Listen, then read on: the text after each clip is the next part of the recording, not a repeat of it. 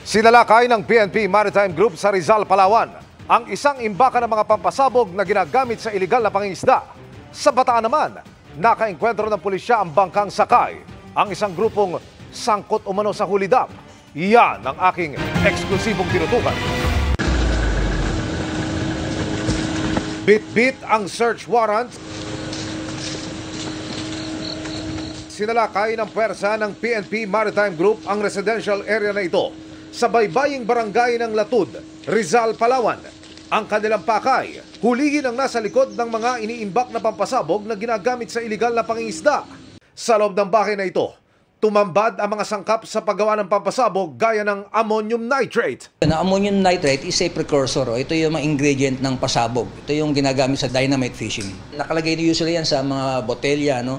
At pag ito'y nasindihan at pag itinapon sa dagat, yung destruction nito talagang total. Nakakuha rin ng cyanide ang pulisya. Yung cyanide kasi, ito nadi-disable or nadi-disorient yung ating mga isda. At ito'y ginagamit usually sa mga tropical fishes na pang-aquarium. Po ay hinuli namin sa salang Public Act. Nag-ugat ang operasyon makarang ikanta ng dalawang nahuling individual noong isang buwan kung saan sila umaangkat ng mga gamit sa iligal na pangingisda.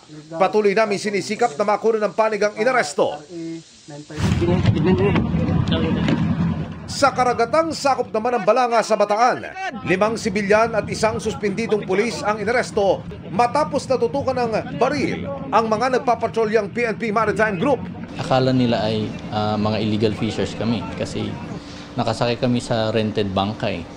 Yun nga lang, naka-uniform naman po kami na pacify yung situation. Buti hindi nagkaputukan. Na-recover sa bangka ng mga inaresto ang iba't ibang uri ng baril.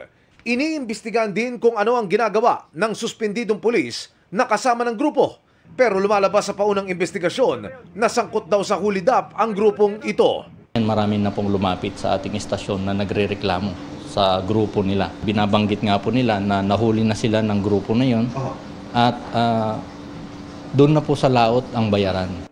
Kinasuhan na ng illegal possession of firearms, grave threat at usurpation of authority ang mga dinakip na hindi pa nagbibigay ng panig. Para sa GMA Integrated News, Emil Sumangil, Nakatutok, 24 Oras.